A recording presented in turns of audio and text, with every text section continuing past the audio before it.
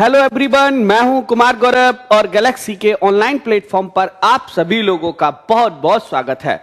मैं आशा करता हूं आप सभी लोग कुशल मंगल होंगे और अपने घर गैलेक्सी से बढ़िया तैयारी कर रहे होंगे। प्रिय साथियों, प्रिय विद्यार्थियों, आज हम लोग जो बहुत औसम टॉपिक डिस्कस करने जा रहे हैं, इंडियन सोइल्स यानी भारत की मृदा, मेरे देश की मिट्टी। हाँ, वैसे भी आजादी को 75 साल कंप्लीट हुए। आज हम अपने देश की मिट्टी के बारे में, इंडियन सोइल्स के बारे में डिस्कस करने जा रहे हैं। बहुत ही औसम टॉपिक है और आपको आपके हर एग्जाम में, रेलवे हो, एसएससी हो, ट्रिपल एससी हो, हर जगह यहां से क्वेश्चन मिलते हैं। तो फटाफट जल्दी से अपना सेशन स्टार्ट करते हैं। सबसे पहले हम लोग डिस्कस करते हैं सोइल यानी मृदा क्या होती है। What is the soil? मृदा क्या होती है? तो देखिए, सोइल एक मिक्सचर होती है, मिश्रण होती है। किसका? सेल का, मलबा का, जैव सामग्री। जैव सामग्री का मतलब यहां फॉसिल से है। मृदा क्या होती है? मिश्रण होती है। किस किस का? सेल। सेल का मतलब होता है, यहां सेल को आप रॉक्स भी कह सकते हैं या सेल को आप चट्टान भी कह सकते हैं, जैसे igneous rocks, metamorphic rocks, sedimentary rocks. तो ये सेल जो है ना, ये सेल जो है वो चट्टान का बेसिक है। चट्टान का बेसिक है इग्नियस रॉक्स, फिर होता है सेडिमेंट्री और फिर होता है मेटामॉर्फिक। तो मृदा जो है वो मिश्रण होती है किसकी? सेल का, मलबा का, जैव सामग्री मतलब फॉसिल्स का। और इसके साथ साथ जो सेल होती, जो मृदा होती है, उस मिट्टी पर, मिट्टी में बहुत सारे कंपोनेंट्स भी होते हैं। कंपोनेंट्स मतलब मिट्टी के तत्व भी होते हैं। जैसे एग्जांपल के तौर पर ह्यूमस, 5 to 10% किसी भी सोइल का निर्माण जब होता है तो उसमें ह्यूमस होता ही होता है। और किसी भी मिट्टी की फर्टिलिटी पावर यानी उर्वरक क्षमता, ये ह्यूमस पर ही निर्भर करती है। अगर ह्यूमस ज्यादा है तो मिट्टी की फर्टिलिटी पावर, उर्वरक क्षमता ज्यादा होगी, और यदि सोइल ह्यूमस कम है तो मिट्टी की फर्टिलिटी पावर कम होगी। इसके साथ साथ मिनरल्स 45% तक होते हैं। हर मिट्टी में मिनरल्स पाए जाते हैं। वो एक अलग बात है कि राजस्थान में अब्रक यानी माइका और साउथ अफ्रीका में गोल्ड यानी सोना पाया जाता है।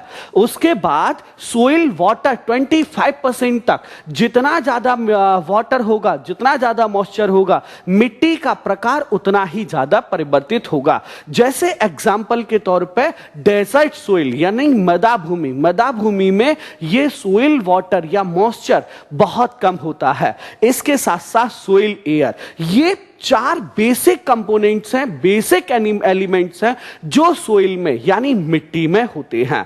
वैसे हम आपको बताएं, मिट्टी का जो स्ट्रक्चर होता है, संरचना होती है, उसमें सबसे पहले आप देख रहे होंगे ह्यूमस और वनस्पति के साथ ऊपरी मृदा, ये सबसे अपर लेयर होती है। और यही हमारी वेजिटेशन, यही हमारी वनस्पति उगती है। एक तरह से हम कह सकते हैं यही हम रहते भी हैं। इसके साथ साथ बालू, गाद या क्ले के साथ उपमृदा, ये सब सोइल होती है और ये बालू या चिकनी मिट्टी की तरह पाई जाती है। उसके बाद जो है अपक्षयित चट्टानी पदार्थ, चट्टानी पदार्थ मतलब रॉक्स वाला एरिया होता है, और जनक चट्टाने यानी ये मदर रॉक्स होती हैं, और ये बेसिकली इग्नियस रॉक्स यानी आग्नेय चट्टान होती हैं। तो इस तरह से हमारी मिट्टी का फॉर्मेशन होता है। इस तरह से हमारी मिट्टी का फॉर्मेशन होता है। अब देखिएगा, हर चीज को, प्रत्येक एक घटना को, प्रत्येक एक इवेंट को इफेक्ट करने वाले कुछ तत्व जरूर होते हैं। जैसे लास्ट क्लास में हमने क्लाइमेट ऑफ इंडिया यानी भारत की जलवायु को पढ़ा था। हमारे देश की जलवायु को प्रभावित करने वाले तत्वों में जैसे हिमालय है, जैसे लैटिट्यूडनल सिचुएशन है, इसके साथ साथ साउथ में सागरों की उपस्थिति भी है।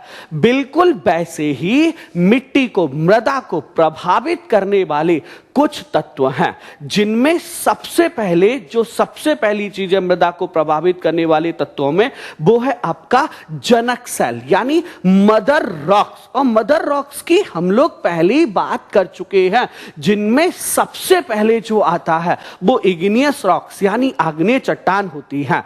इग्नियस रॉक्स, आग्नेय चट्टान जब जब ज्वालामुखी ब्लास्ट होता है, जब ज्वालामुखी विस्फोट होता है, तो इस दौरान बहुत सारा मलबा हमारी पृथ्वी पर आ जाता है, बहुत सारा लावा, गर्म लावा हमारी पृथ्वी पर आ जाता है। और जब ये गर्म लावा ठंडा होता है, एक लंबे समय में ठंडा होता है, तो इससे इग्नियस रॉक्स का यानी आग्नेय चट्टानों का निर्माण होता है।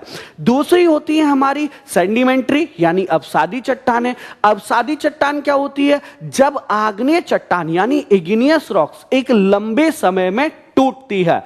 जब इग्नियस रॉक्स, आग्नेय चट्टान एक लंबे समय में टूटती है, और टूटने के भी दो कारण होते हैं, या तो तेज बारिश हो या तेज हवा चले, तो इससे आग्नेय चट्टान टूट जाती है और इससे अवसादी चट्टान का निर्माण होता है, यानी सेडिमेंट्री रॉक्स के निर्माण होते हैं।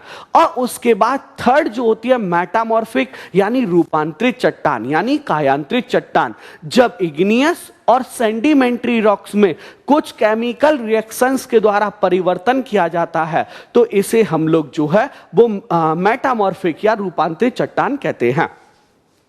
तो मृदा को प्रभावित करने वाले तत्वों में सबसे पहले उनकी जनक सेल यानी उनका निर्माण किससे हुआ है? इग्नियस रॉक से हुआ है, या सेडिमेंट्री से हुआ है, या मेटामॉर्फिक से हुआ है। फिर उसके बाद कलर, जैसे काली मिट्टी। आप देखिएगा काली मिट्टी हमारे देश में दक्कन के प्लाटू ऑफ दक्कन में पाई जाती है, जैसे गुजरात हो गया, महाराष्ट्र हो गया। रंग के आधार पर भी, रंग भी मृदा को प्रभावित करता है। इसके साथ साथ उसका गठन हो गया, रासायनिक गुणधर्म यानी केमिकल कैरेक्टरिस्टिक। केमिकल कैरेक्टरिस्टिक जैसे हमारे नॉर्थ इंडिया में, जैसे उत्तर भारत में जलोढ़ मिट्टी पाई जाती है, लेकिन जलोढ़ मिट्टी में यूरिया की कमी पाई जाती है, और यूरिया की कमी को पूरा करने के लिए हम लोग जो है नाइट्रोजन की कमी पाई जाती है। जो एल्यूवल सोइल होती है, जलोढ़ मिट्टी होती है, जो नॉर्थ इंडिया में पाई जाती है, इसके लिए इसमें जो है जलोढ़ मिट्टी में जो है नाइट्रोजन की कमी पाई जाती है, और उस नाइट्रोजन की कमी को पूरा करने के लिए हम लोग क्या करते हैं? यूरिया खाद का प्रयोग करते हैं। तो केमिकल रिएक्शंस हो गई। इसके साथ साथ खनिज की मात्रा, मैंने अभी आपको खनिज की मात्रा के बारे में बताया। हर जगह मिनरल्स की क्या होती है? अलग अलग एबिलिटी मिट्टी में होती है। जैसे छोटे नागपुर के पठार में यहां जो है बहुत सारे मिनरल पाए जाते हैं। तो फर्स्टली पहले प्रभावित करने वाले तत्व तो यही है। इसके साथ साथ दूसरे सेकंड वन, मृदा के प्रभावित करने वाले तत्वों में सेकंड वन जलवायु। जलवायु मतलब क्लाइमेट, किसी भी स्थान की जलवायु कैसी है, इसी से उस देश की, उस स्थान की मृदा भी बनती है। जैसे हम लोग साउथ इंडिया, दक्षिण भारत को देखें तो दक्षिण भारत में, हमारे साउथ इंडिया में जो है गॉडवाना लैंड से इसका निर्माण हुआ है, और इसीलिए यहाँ की मिट्टी जो है वो बेसाल्ट की चट्टानों से बनी हुई है। इसके साथ साथ वहां गर्म मृदा वाला प्रदेश भी है, जबकि जम्मू कश्मीर, यहां की मृदा आप देखेंगे तो यहां पहाड़ी क्षेत्र है और यहां ठंड का शीत ऋतु जैसा मौसम रहता है।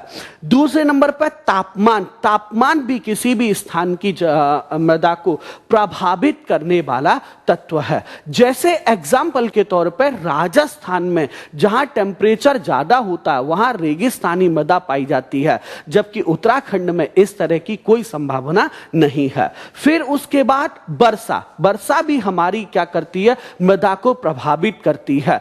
जैसे एग्जाम्पल के तौर पर यहां आप राजस्थान को फिर से देख सकते हैं, वहां बारिश कम होती है तो वहां की भूमि रेतीली है, जबकि उत्तराखंड या जलोढ़ मिट्टी, यहां पानी की पर्याप्त मात्रा है तो यहां जलोढ़ मिट्टी पाई जाती है। इसके साथ साथ अपक्षय यानी मृदा का क्षरण होना, वो भी मृदा का क्षण भी मृदा को प्रभावित करता है। इसके साथ साथ ह्यूमस निर्माण की दर को भी प्रभावित करते हैं। ह्यूमस अभी मैंने बताया था मिट्टी की फर्टिलिटी पावर, वो भी क्या होता है? मिट्टी की फर्टिलिटी पावर जो है वो ह्यूमस पे निर्भर करती है। अच्छा, फिर उसके बाद जैसे उच्चावच तंगुता और ढाल मृदा के संचयन को निर्धारित करते हैं।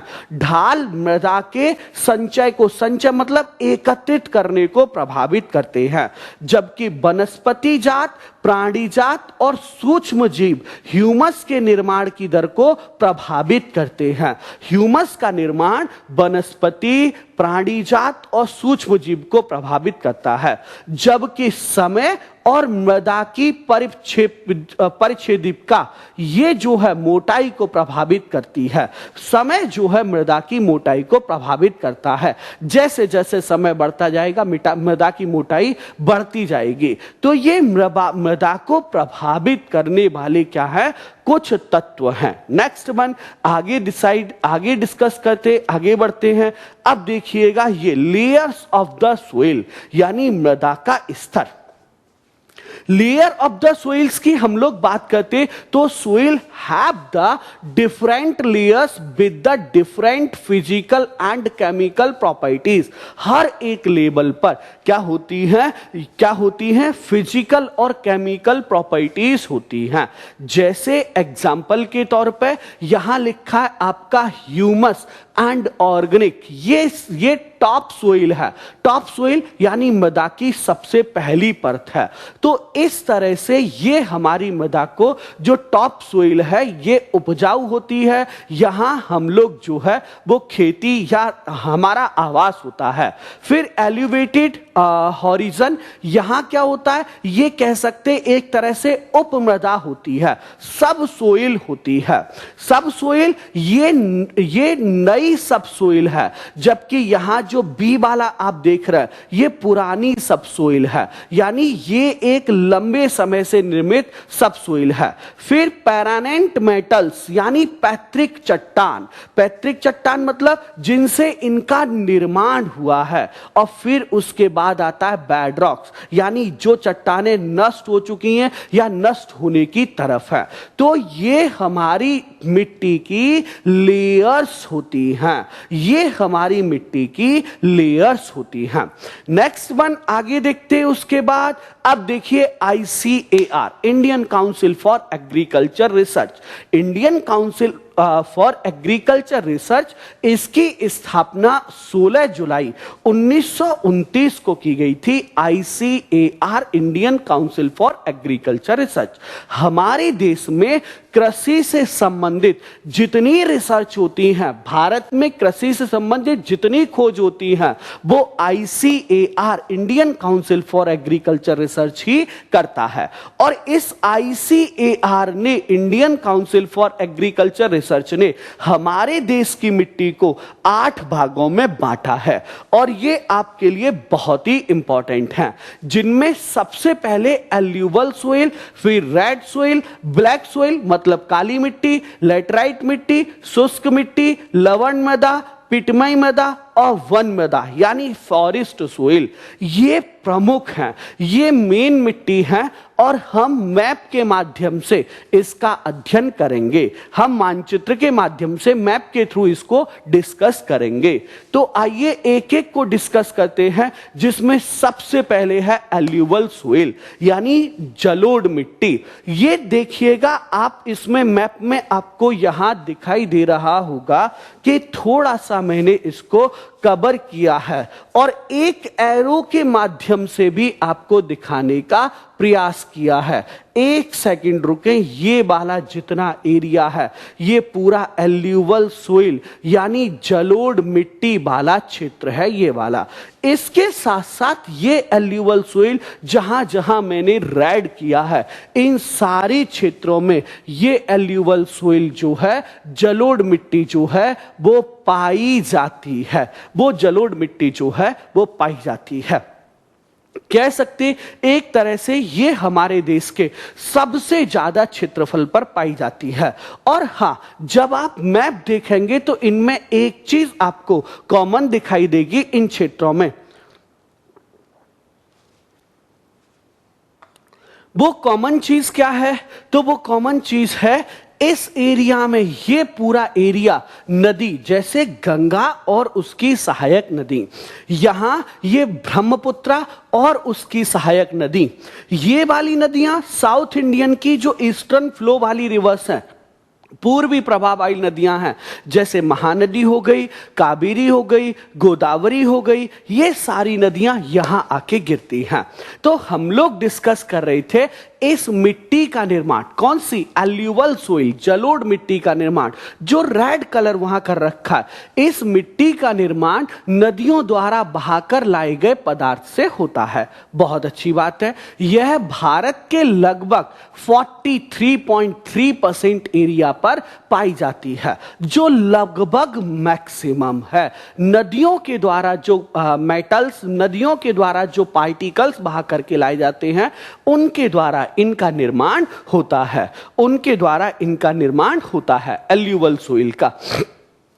नेक्स्ट वन, अगली बात करें हम लोग तो देखिएगा, जैसा मैंने अभी आपको बताया था, जैसे ऊपरी और मध्य गंगा के मैदानों में, ये वाला ऊपरी और मध्य गंगा के मैदान हो गए।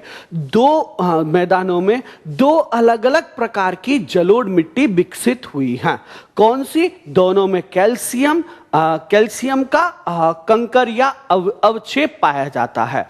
और दो प्रकार की होती है, एक होती है खादर और दूसरी होती है बांगर, या भांगर भी कह सकते, लेकिन बेसिकली ये होती बांगर है, ये होती बांगर है।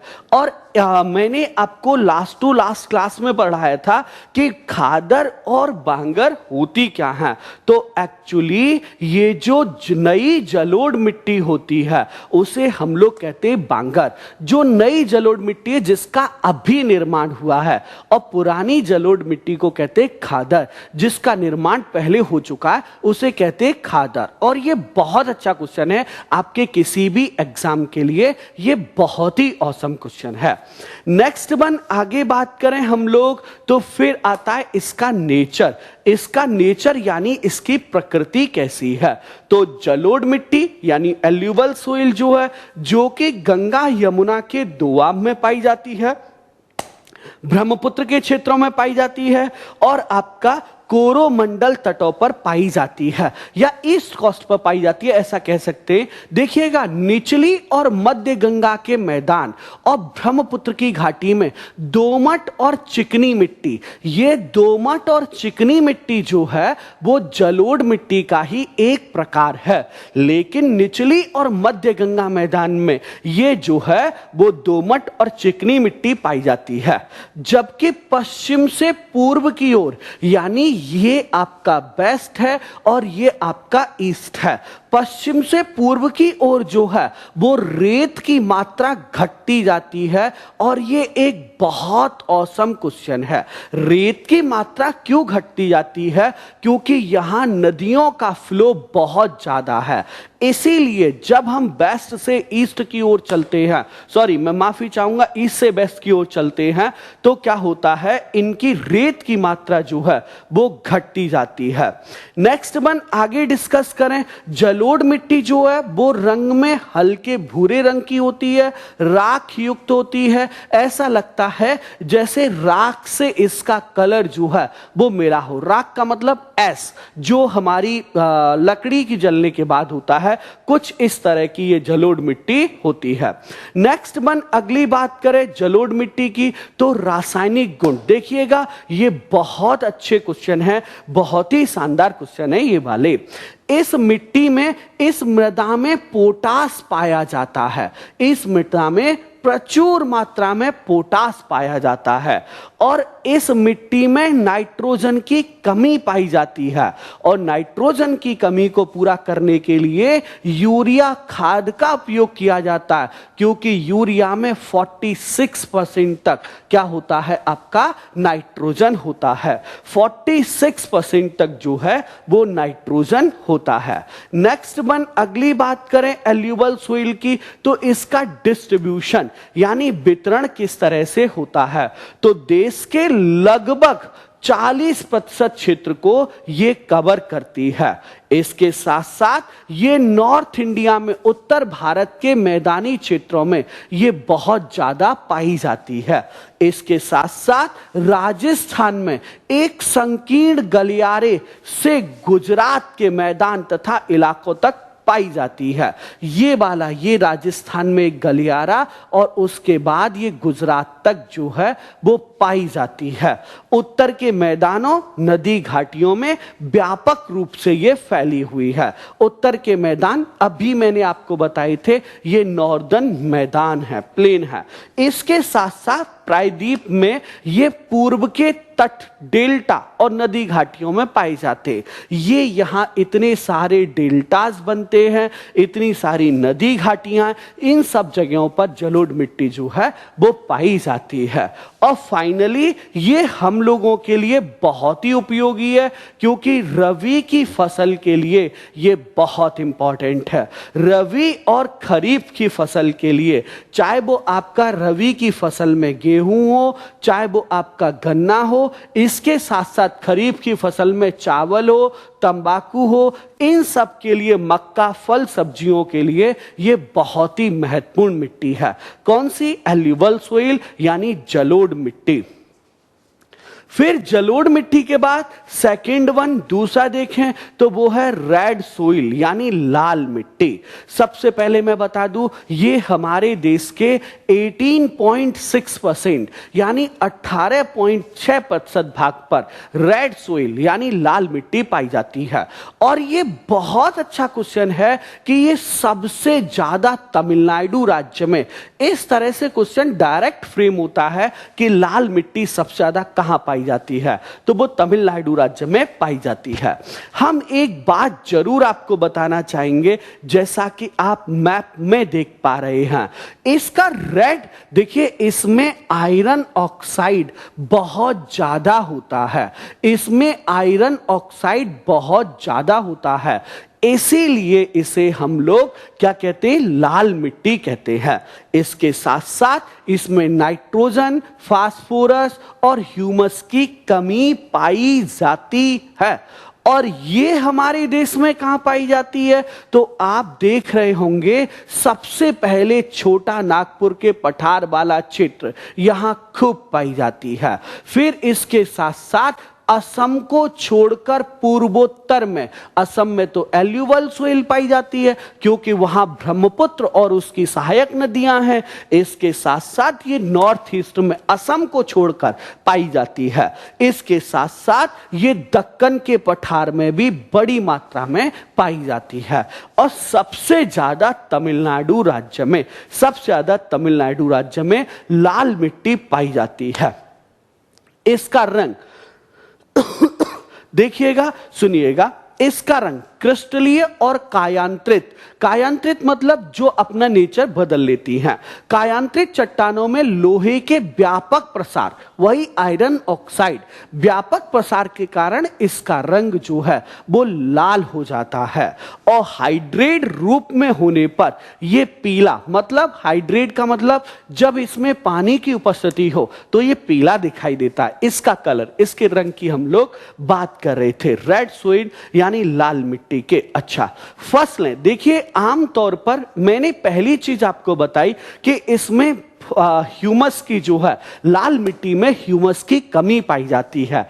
इसीलिए मैं आपको बताऊं, ये जो मिट्टी है ये कम उर्वरक होती है, लेकिन सिंचाई और खाद की मदद से इसमें गेहूं, कपास, आलू, बाजरा, तंबाकू आदि फसलें उगाई जाती हैं। लेकिन किसके बाद? जब इसमें खाद और सिंचाई का यूज किया जाए।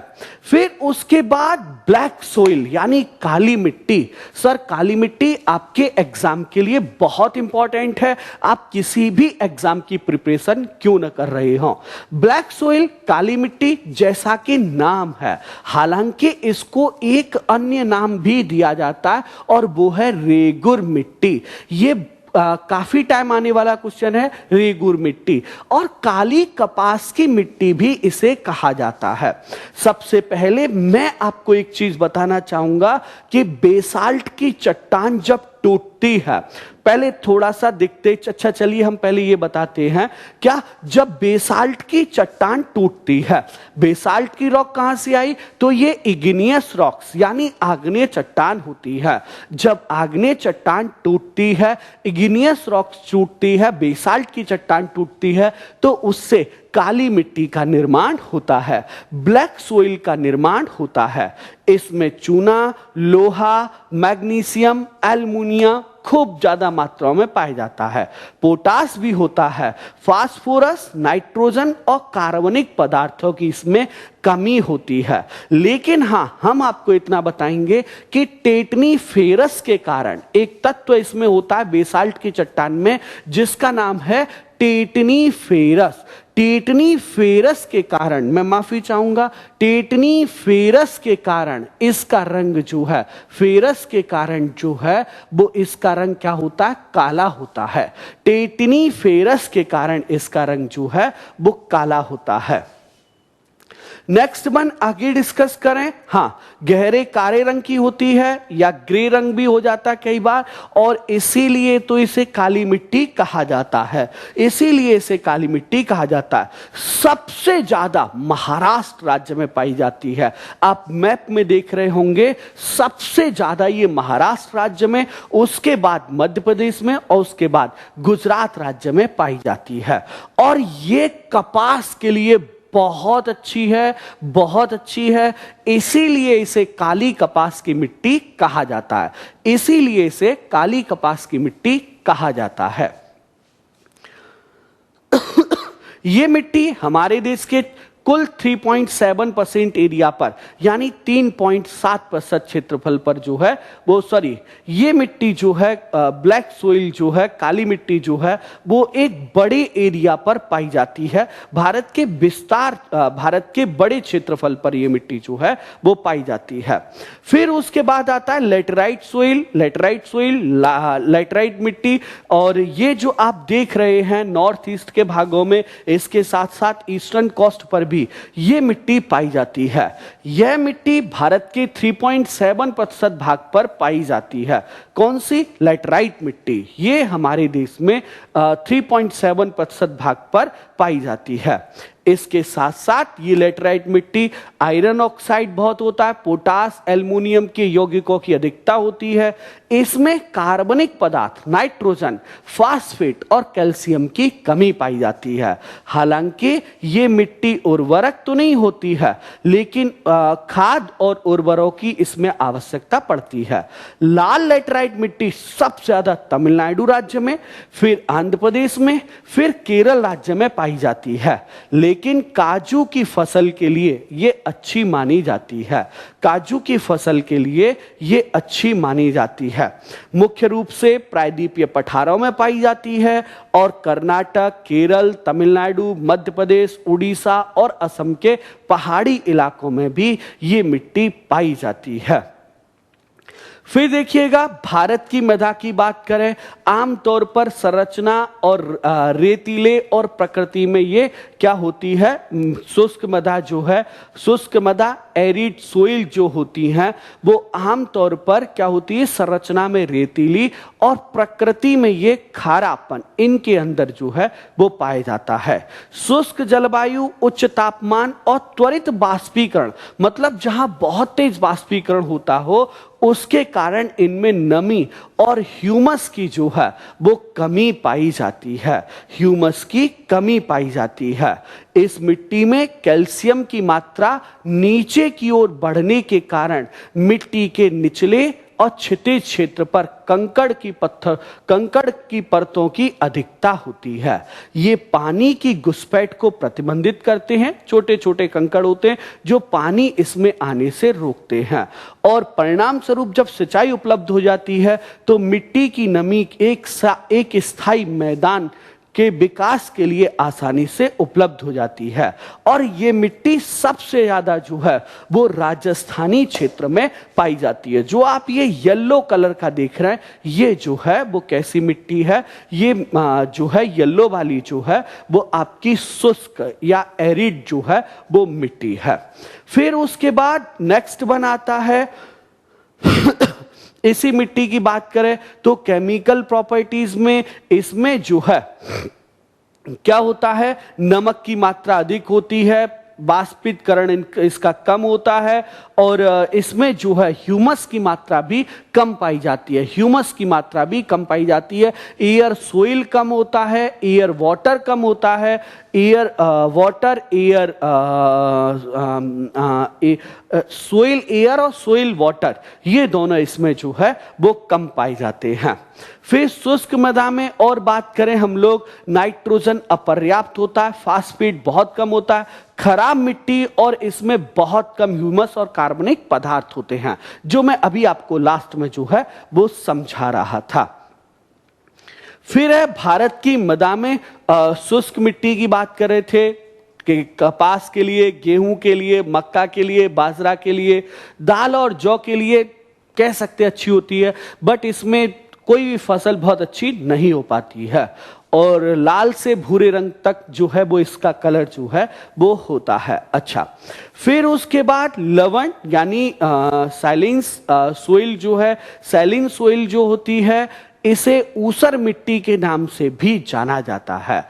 ऊसर मिट्टी मतलब एक तरह से कहना चाहिए धूल भरी मिट्टी जो है वो होती है। यह शुष्क और अर्ध शुष्क क्षेत्रों में और जल भराव और दलदली क्षेत्रों में भी होती है। जैसे आपको यहां मिलेगी अपने देश के पंजाब राज्य हो गए, थोड़े से हरियाणा राज्य हो गए वहां, इसके साथ साथ ये आपको आंध्र प्रदेश और तेलंगाना राज्यों में भी मिल सकती है। इसकी संरचना रेतीली से दोमट तक होती है, रेतीली होती है, दोमट जैसी लगभग होती है। शुष्क जलवायु परिस्थितियों के साथ साथ अत्यधिक सिंचाई की कोशिका क्रिया को बढ़ावा देती है, जिसके परिणाम स्वरूप मिट्टी के ऊपर परत पर नमक जमा हो जाता है, और इसीलिए इसे जो है वो लवण मृदा या साइलिन सोइल जो है वो कहते हैं। फिर आता है नेक्स्ट वन, लवणीय मृदा में इसमें सोडियम, पोटास, मैग्नीशियम की बड़ी मात्रा उपस्थित या हिस्सा मौजूद है, जो मृदा को अनुत्पादिक बना देता है और किसी भी वनस्पति के विकास के लिए यह अनुपयुक्त हो जाती है। क्यों? क्योंकि सोडियम, पोटेशियम और मैग्नीशियम बहुत ज्यादा होती है इस मिट्टी में, इसीलिए ये मिट्टी की उर्वरक क्षमता को कम कर देते हैं, अनुत्पादक बना देते हैं, और ये मिट्टी वनस्पति के विकास के लिए अनुपयुक्त हो जाती है।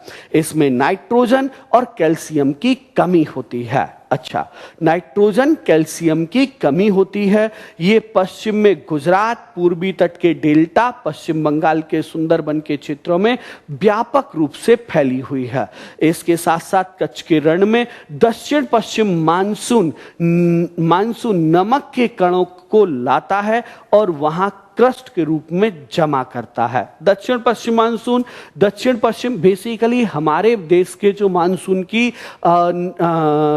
दिशा है वो दक्षिण पश्चिम ही है, भारत की जो मानसून की दिशा है। फिर उसके बाद पंजाब और हरियाणा के क्षेत्रों में किसानों ने मिट्टी की लवणता की समस्या का हल करने के लिए जिप्सम को जोड़ने की सलाह दी जाती है।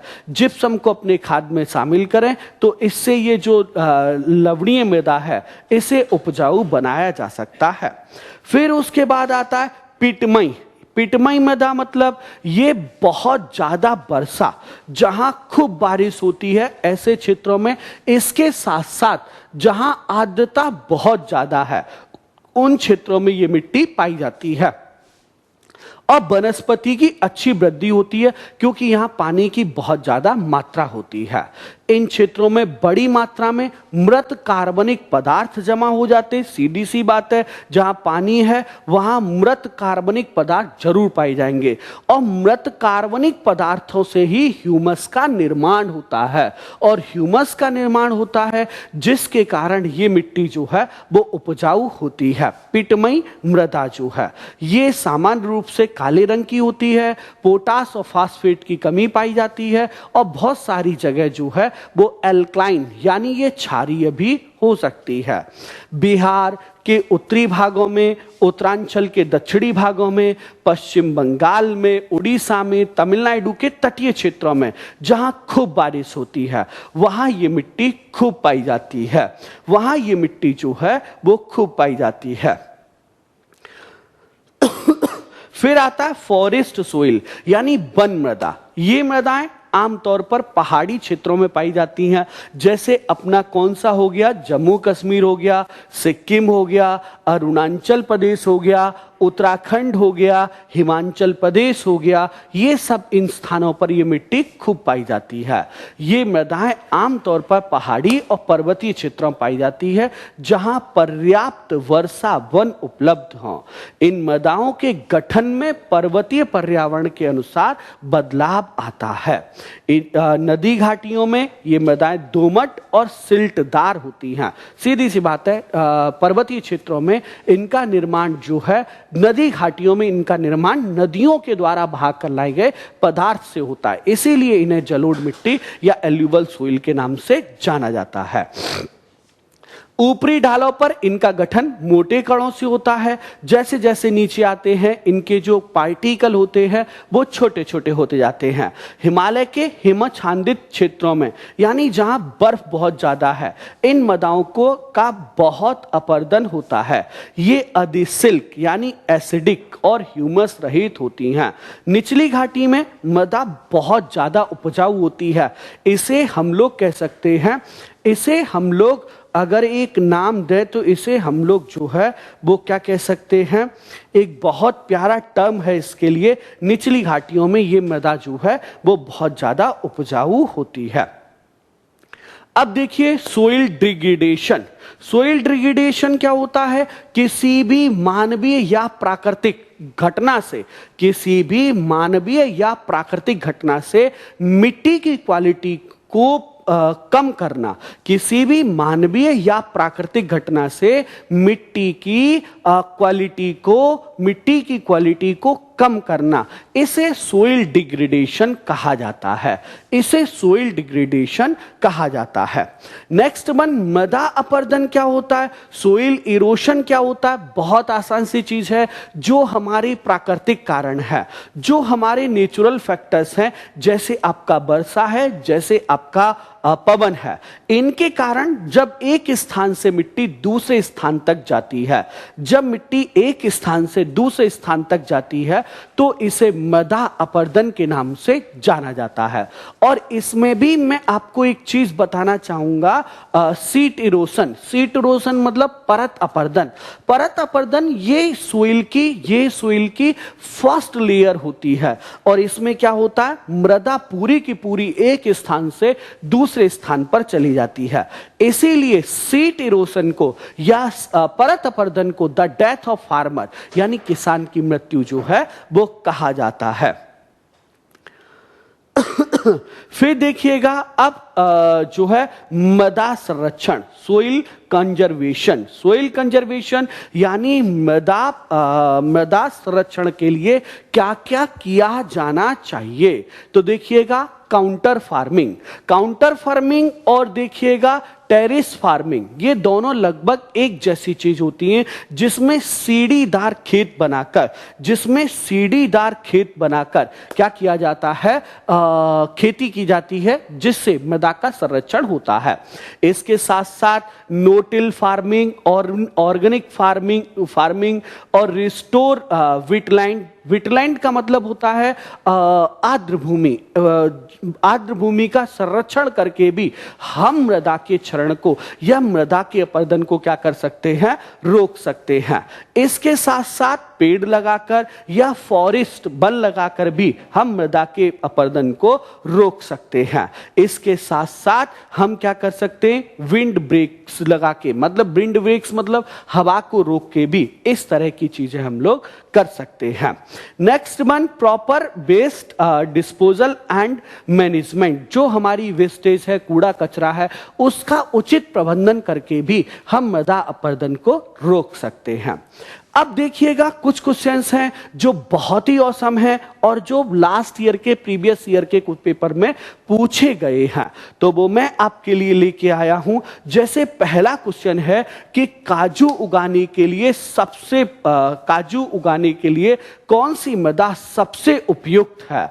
तो इसका आंसर आप लोग सोचिएगा और मुझे जरूर बताइएगा। वैसे आपको पता है लेटेराइट मिट्टी जो है वो काजू के उत्पादन के लिए सबसे अच्छी मानी जाती है। नेक्स्ट वन जैसे एग्जांपल है रबड़ हो गई, सिनकोना हो गया, सुपारी की खेती के लिए किस प्रकार की मिट्टी उपयुक्त है। लाल मिट्टी, लेटेराइट मिट्टी, जलोढ़ मिट्टी और इनमें से कोई नहीं। तो देखिए रबड़, सिनकोना और सुपारी ये भी लेटेराइट मिट्टी में बहुत अच्छे होते हैं।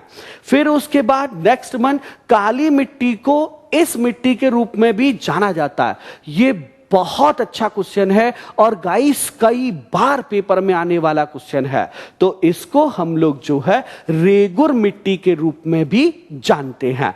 कौन सी मिट्टी को? काली मिट्टी को रेगुर मिट्टी के रूप में भी जाना जाता है। फिर उसके बाद नेक्स्ट वन अगला देखें, ये है करेवास एक प्रकार की मिट्टी या जमा भारत के किस राज्य में पाया जाता है।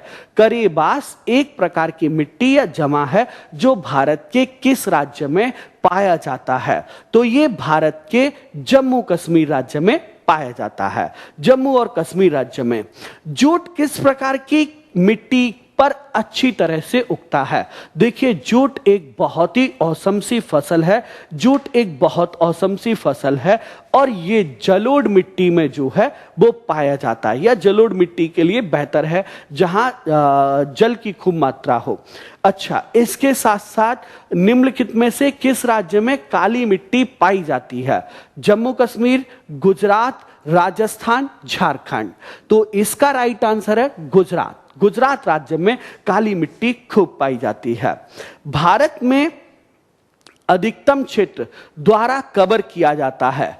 लेटेराइटिक मिट्टी, फिर है लाल मिट्टी, काली मिट्टी, जलोढ़ मिट्टी।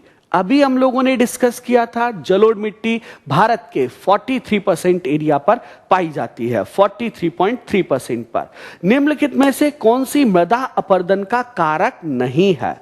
भूस्थितिक हवाएं, वर्षा, नदी और गुरुत्वाकर्षण। तो सर गुरुत्वाकर्षण यानी ग्रेविटी जो है वो मृदा अपरदन का कारक नहीं है। बाद बाकी नदी के द्वारा, वर्षा के द्वारा और जियोट्रॉपिक विंड्स के द्वारा, भूस्थितिक हवाओं के द्वारा मृदा अपरदन होता ही होता है। तो ये आज का हमारा टॉपिक था जिसमें हम लोगों ने मृदा को डिस्कस किया। आई होप कि आपको बहुत अच्छे से समझ में आया होगा। इसके साथ ही मिलेंगे नेक्स्ट क्लास में। Thank you so much.